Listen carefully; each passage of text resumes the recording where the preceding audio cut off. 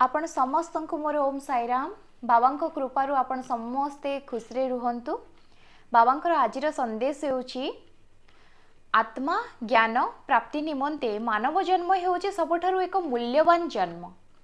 एहा मने रखिबा उचित जे मृत्यु निश्चित अटे, किंतु मृत्यु को केवल तुमर शेष लक्ष्य बोली विवेचना करी जदि तुमे कर्म न करिल किंबा केवल आलस्य होई बसी रहिल तेबे तुम जीवन नर्क भली होई जीव।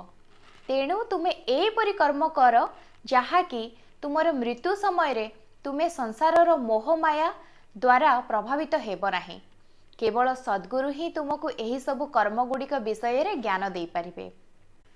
बाबा कहउछंती जे मो पाखकु आसी थाए, जे मोर आशीर्वाद लाभ करि थाए, काहार बाधा विघ्न दूर होई थाए तो काहार इच्छा पूर्ण होई थाए।